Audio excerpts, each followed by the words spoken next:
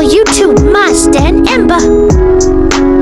Kisah Hafsah, istri Rasulullah yang hampir diceraikan. Kisah Hafsah ini penuh pembelajaran dan hikmah.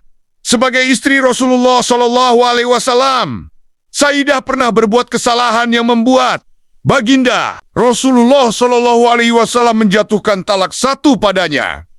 Lalu bagaimana kisahnya? Sayyidah Hafsah adalah putri dari sahabat Nabi, yaitu Umar bin Khattab radhiyallahu anhu. Beliau memiliki kepribadian yang kuat seperti sang ayah. Selain itu, beliau juga seorang wanita yang pandai dalam hal membaca dan menulis. Meskipun pada waktu itu kemampuan tersebut belum lazim dimiliki oleh kaum wanita, suami pertamanya adalah Hunais bin Khuzzafah As-Sahmi, syahid pada Perang Badar pada sekitar 2-3 Hijriah. Sayyidah Hafsah disebut sebagai syawamah wanita rajin puasa dan kawamah wanita rajin salat malam. Hunais ibnu Huzzafah, ibnu Qais ibnu Adi As-Sahmi Al-Qurashi adalah sahabat Nabi yang mengalami 2 kali hijrah ke Habasyah dan Madinah dan syahid dalam Perang Badar. Ia meninggalkan Sayyidah Hafsah menjadi janda muda yang bertakwa sotmen janda. Sayyidah Hafsah masih sangat belia, belum genap berusia 18 tahun. Setelah Hunais meninggal dunia, Sayyidah Hafsah dipulangkan ke rumah bapaknya, Umar bin Khattab. Hal ini membuat Umar bin Khattab iba, susah, dan semakin menderita. Secara ekonomi, pada saat itu, Umar bin Khattab dalam keadaan susah. Kehadiran Hafsah di rumahnya sudah tentu menambah beban beratnya. Sementara secara sosial, Umar bin Khattab sedih melihat putrinya hidup menjanda. Setelah berpikir panjang, Umar memutuskan untuk mencarikan seorang suami yang akan menjadi penggugah keceriaan bagi putrinya, sehingga putrinya itu bisa menemukan kembali kedamaian, kembali seperti dulu. Beberapa saat kemudian, Umar ibn Khattab memutuskan untuk memilih Abu Bakar As-Siddiq, orang yang paling dicintai Rasulullah. Dengan sifat toleran, sederhana, dan teguh yang dimiliki, Abu Bakar cukup pantas untuk menjadi pelindung bagi Hafsah. Umar ibn Khattab tidak merasa ragu dengan pilihan yang diilhamkan oleh Allah saat itu juga. Ia pun pergi menemui Abu Bakar As-Siddiq untuk bercerita tentang Hafsah dan cobaan yang dialaminya sebagai seorang janda muda. Abu Bakar As-Siddiq mendengarkan cerita Umar dengan penuh perasaan dan simpati. Oleh karena itu, Umar segera menawarkan putrinya untuk dinikahi Abu Bakar. Ia yakin bahwa Abu Bakar tidak akan ragu untuk menerima perempuan muda yang bertakwa. Namun ternyata Abu Bakar hanya terdiam dan tidak menjawab sepatah kata pun. Alhasil, Umar bin Khattab pergi meninggalkan Abu Bakar. Dengan lunglai menghadapi kondisi yang terjadi, ia hampir tidak percaya bahwa Abu Bakar menolak untuk menikahi Hafsah yang ditawarkan oleh ayahnya sendiri.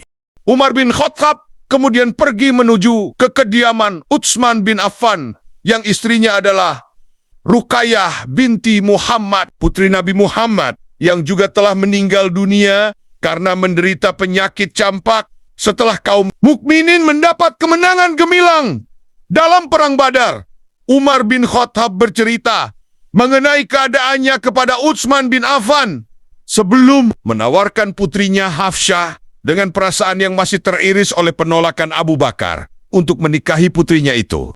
Utsman meminta untuk diberi waktu dalam beberapa hari. Lalu beberapa hari kemudian, Utsman mendatangi Umar dan berkata, "Saat ini aku belum ingin menikah."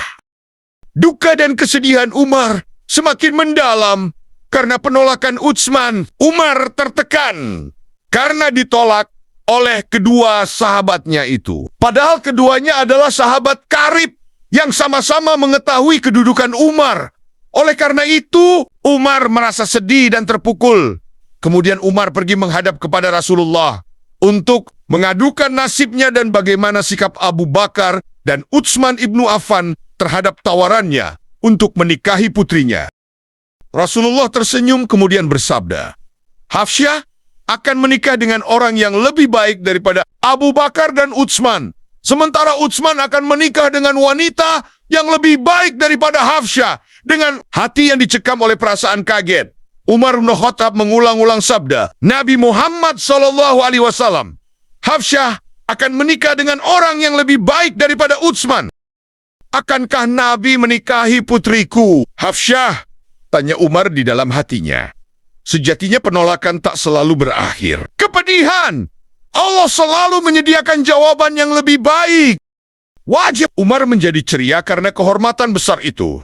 Kesedihan yang dirasakan pun mendadak hilang. Ia bergegas pulang untuk menyampaikan kabar gembira itu kepada siapa saja yang ia inginkan. Abu Bakar adalah orang pertama yang ia temui. Begitu melihat wajah Umar, Abu Bakar segera mengetahui mengapa Umar begitu riang dan bahagia. Abu Bakar mengulurkan tangan untuk mengucapkan selamat, sekaligus meminta maaf. Abu Bakar berkata, "Janganlah engkau marah kepadaku, wahai Umar, karena Rasulullah pernah menyebut Hafsyah. Tetapi, aku tidak mau menyebarkan rahasia Rasulullah. Andai beliau meninggalkan Hafsyah, aku pasti menikahinya." Pada bulan Sya'ban tahun ketiga Hijriah, seluruh kota Madinah memberkahi pernikahan Nabi dengan Hafsyah binti Umar bin Khattab. Disebutkan bahwa alasan Nabi Muhammad menikahi Sayyidah Hafsyah adalah untuk memperhatikan keluarga sahabatnya, baik Umar bin Khattab maupun Khunais bin Hutsafah yang gugur di medan perang. Setelah menikah, Sayyidah Hafsyah bergabung dengan para istri Rasulullah dan Ummahatul Mukminin yang suci. Beberapa istri Rasulullah yang tinggal dalam rumah beliau saat itu adalah Sayyidah Saudah dan Sayyidah Aisyah. Ketika madu-madu berdatangan ke rumah Rasulullah, Sayyidah Hafsyah berkelompok dengan Aisyah karena ia memandang Aisyah sebagai modu yang paling dekat dengan dirinya dan yang paling layak untuk bergabung bersamanya sambil selalu mengikuti ucapan sang ayah Umar bin Khattab kepadanya, "Apa artinya dirimu dibandingkan dengan Aisyah? Dan apa artinya ayahmu dibandingkan dengan ayah Aisyah?" Suatu hari Umar bin Khattab mendengar bahwa putrinya membantah Rasulullah hingga beliau lewati sepanjang hari dengan sangat marah. Saat itu juga segera pergi ke kediaman Rasulullah untuk menemui Hafsyah dan menanyakan kebenaran kabar yang ia dengar itu. Hafsyah menjawab bahwa kabar itu memang benar. Maka Umar pun menegurnya. "Kamu tahu bahwa aku telah mengingatkanmu terhadap siksa Allah dan kemarahan Rasul-Nya. Wahai putriku, janganlah engkau tertipu oleh seseorang yang kecantikannya lebih dikagumi dan dicintai oleh Rasulullah. Demi Allah, engkau sudah tahu bahwa Rasulullah tidaklah mencintaimu. Dan andai bukan karena aku, pastilah beliau sudah menceraikanmu."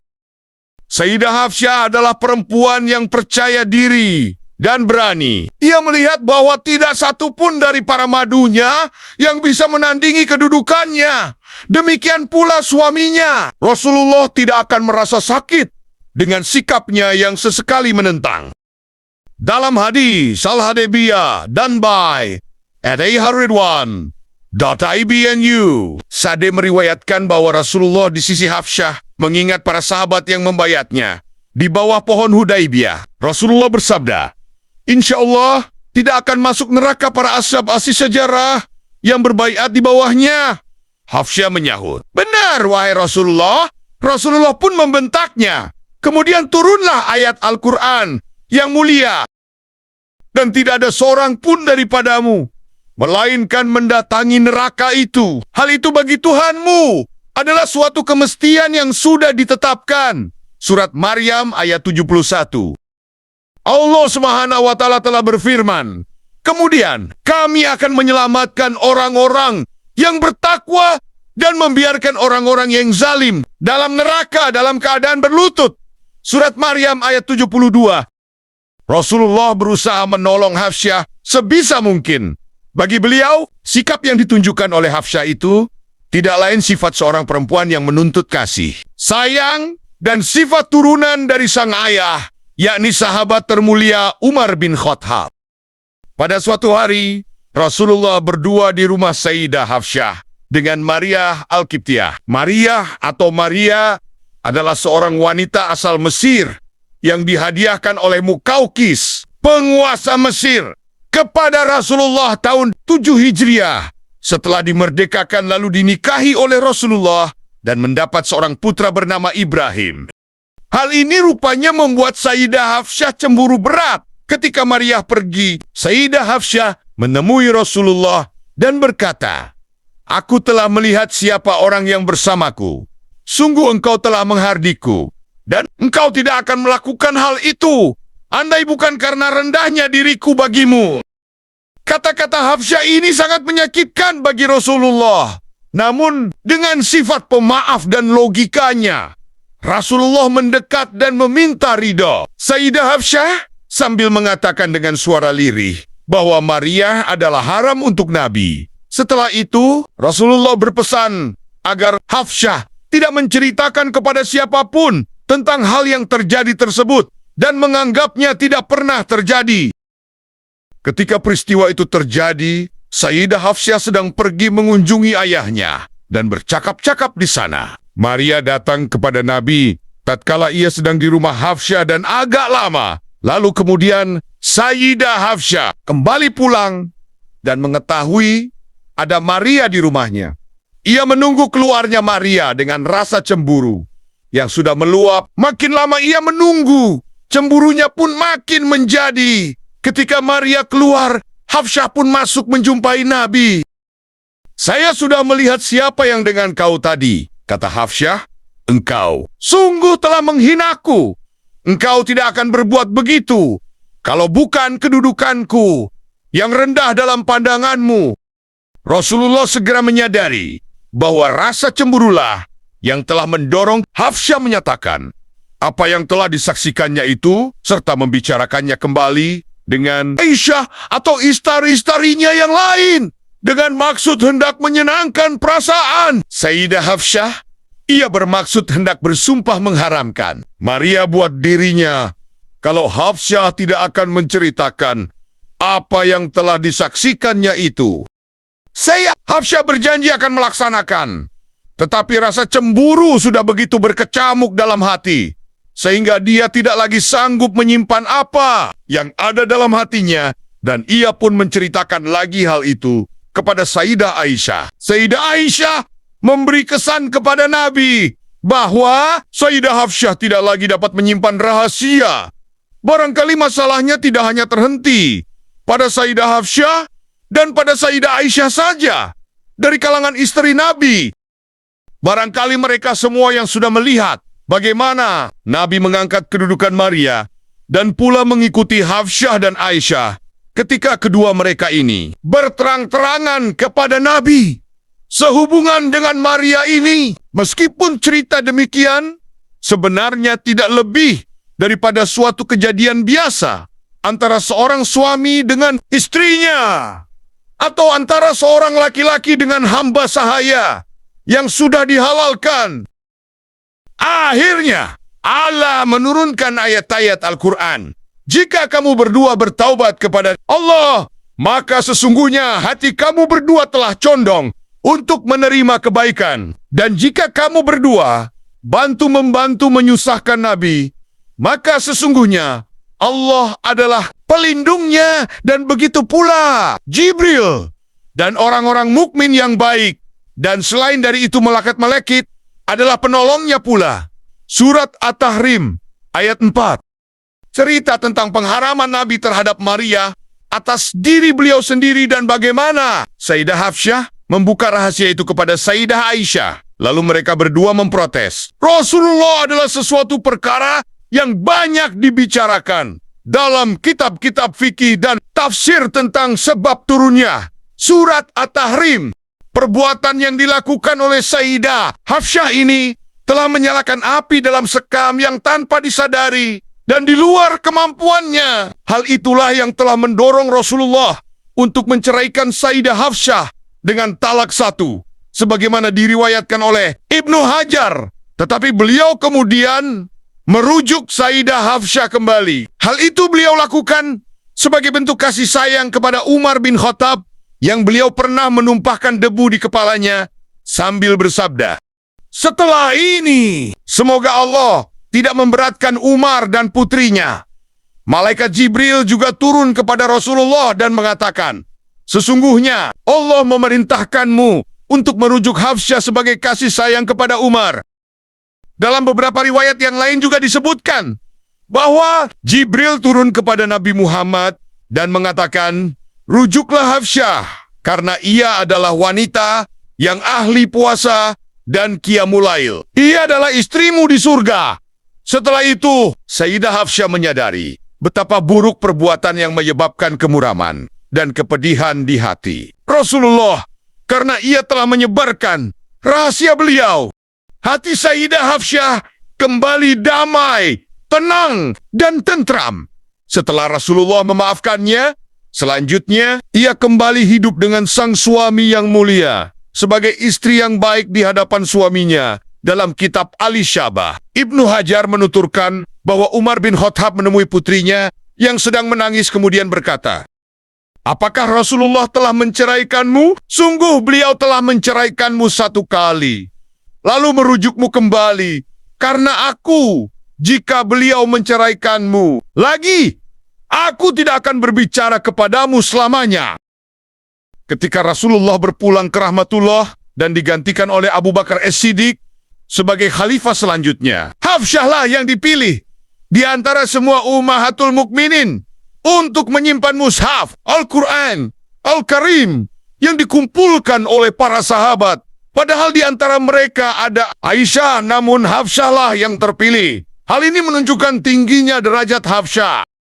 Keputusan Abu Bakar ini tepat sebab Sayyidah Hafsyah telah ditetapkan Allah sebagai penulis pertama dan satu-satunya naskah Al-Quran di bawah pengawasan langsung Nabi Muhammad. Atas dasar itulah Sayyidah Hafsyah diberi gelar penjaga Al-Quran. Hafsyah menuliskan naskah Al-Quran pada sejumlah media, di antaranya batu, tulang, kulit, papan, pelepah kurma, dan lainnya. Naskah Hafsyah ini tersimpan dengan baik dan rapi. Hingga suatu ketika, ada upaya pengodifikasi Al-Quran pada masa kekhalifahan Abu Bakar. Naskah Al-Quran Hafsyah tersebut kemudian diminta Zaid bin Sabit, yang saat itu ditugaskan sebagai panitia kodifikasi Al-Quran, mengonfrontasi hafalan para sahabat dengan naskah Hafsyah. Hafsyah menjalani kehidupan rumah tangga bersama Rasulullah selama 8 tahun. Ketika usianya menginjak 29 tahun, Rasulullah wafat.